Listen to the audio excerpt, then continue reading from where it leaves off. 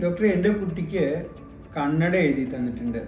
അത് ഒഴിവാക്കാനായിട്ട് എന്തൊക്കെയോ സർജറികൾ ഇപ്പോഴുണ്ടെന്നൊക്കെ കേൾക്കാറുണ്ട്. ഇപ്പോൾ ഷോർട്ട് സൈറ്റിനുമൊക്കെ സർജറി ഉണ്ടെന്നൊക്കെ കേൾക്കാറുണ്ട്. അങ്ങനത്തെ സർജറികൾ ചെയ്യുന്നത് നന്നായിരിക്കുമോ? സാധാരണ ഒരു കണ്ണിൻ്റെ വളർച്ച കഴിയുന്നതിനായിട്ട് ഒരു 10-18 വയസ്സ് വരെയൊക്കെ നമ്മുടെ ഈ പവറും എല്ലാം മാറിക്കൊണ്ടിരിക്കും. അതുകൊണ്ട് തന്നെ ഈ ലാസിക് മാതിരിയുള്ള സർജറികൾ, അതായത് കണ്ണിൻ്റെ ഘടനയിൽ മാറ്റം വരുത്തിയിട്ട് ഈ ഷോർട്ട് സൈറ്റ് മാതിരിയുള്ള അസുഖങ്ങൾ കറക്റ്റ് ചെയ്യുന്ന സർജറികൾ ഒരു 10-18 വയസ്സ് വരെ നീട്ടി വെക്കുന്നതായിരിക്കും നല്ലത്. കാരണം ഇല്ലെങ്കിൽ വീണ്ടും നമുക്ക് ഗ്ലാസ് കൊണ്ടുള്ള കറക്ഷൻസ് പലപ്പോഴും വേണ്ടി വരും. ഒരു കുട്ടികളുടെ കാഴ്ചശക്തിക്കുറവ്, അതായത് അതിൽ കണ്ണട ഒഴിവാക്കുന്നതിനായിട്ടൊരു സർജറിക്ക് പോകുന്നത് വളരെ ഉചിതമായിരിക്കുമെന്ന് എനിക്ക് അഭിപ്രായമില്ല. നേരെ മറിച്ച് ഒരു 18 വയസ്സ് കഴിഞ്ഞ ആൾക്കാർക്ക് അതിനെക്കൊണ്ട് നിങ്ങൾ ആശിക്കുന്ന ഫലം ഉണ്ടായി എന്ന് വരാം.